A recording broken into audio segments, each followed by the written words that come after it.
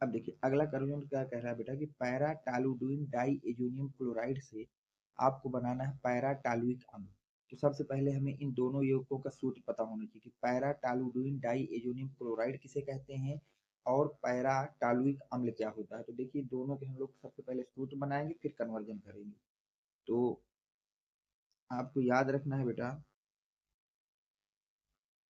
कि इस कंपाउंड का नाम है बेटा para toluidine diazonium chloride. N2 के ऊपर प्लस, Cl के ऊपर माइनस, और यहाँ पे लग जाएगा बेटा आपका CH3। क्या लग जाएगा बेटा? CH3। इस कंपाउंड को बोलते हैं para toluidine toluidine die azonium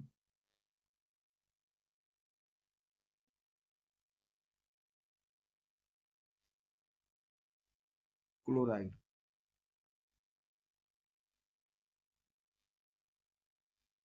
die azonium chloride. ठीक है, अब इस पैरा टालुइक अम्ल किसे कहते हैं उसकी बात कर लेते हैं बेटा। ये होता है आपका पैरा टालुइक अम्ल। इस कंपाउंड का नाम होता है बेटा पैरा टालुइक अम्ल। यहाँ लगा देंगे CH3। क्या लगा देंगे बेटा? CH3। इस कंपाउंड का नाम होता है पैरा टालुइक एसिड। इसको बोलते हैं बेटा पैरा टालुइक एसिड। ठीक है, तो ये कन्वर्जन हमको कराना है। कन्वर्जन क्या है कि आप para toluidine diazonium chloride से पैरा टालुइक एसिड कैसे बनाएंगे। तो अब देखिए इस कन्वर्जन को हम कैसे करेंगे, हम उसकी बात कर लेते हैं। तो सबसे पहले आपको लेना है para toluidine diazonium chloride को। इसको लेना है बेटा para toluidine diazonium chloride. ये हो गया आपका para toluidine diazonium chloride.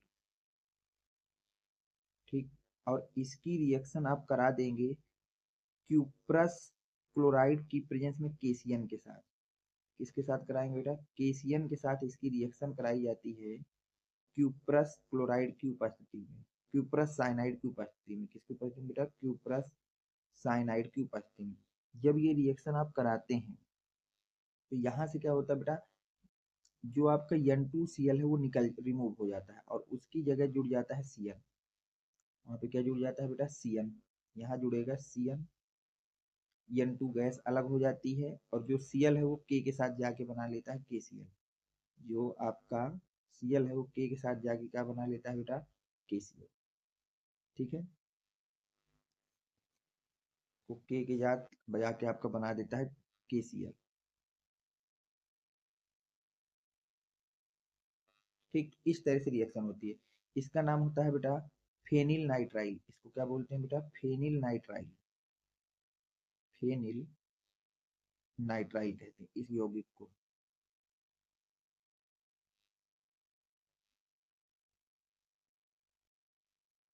Phenyl nitrile. ठीक बेटा, अब हमको फेनिल नाइट्राइल का सीधा सीधा क्या करा देना है बेटा? हाइड्रोलिसिस करा देना है। मैंने कई बार बताया है कि जैसे ही आपको CN ग्रुप दिखे और उसको कार्बोक्सिलिन बदलना है तो उसका सीधा सीधा आपको क्या करा देना है बेटा? हाइड्रोलिसिस करा देना है। और जैसे ही आपने इसका हाइड्रोलिसिस कराया तो जो CN है तो CN की जगह आपका, सॉरी यहाँ पे देखिए अभी हमारा CH3 लगा था वो रह गया। ये हो जाएगा CH3 भी यहाँ पे लगा होगा। एक मिनट, सबसे पहले तो यहाँ पे इसको हटा लेते हैं।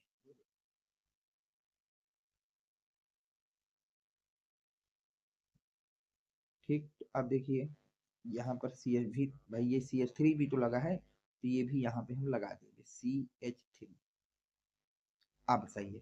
अब हम इसका हाइड्रोलिसिस करा देंगे अम्लीय माध्यम, क्योंकि जैसे ही आप अम्लीय माध्यम इसका हाइड्रोलिसिस कराएंगे तो CN की जगह क्या जुड़ जाएगा बेटा? CN की जगह जुड़ जाएगा COOH और साथ में बन जाएगी NH3। साथ में क्या बन जाएगी बेटा?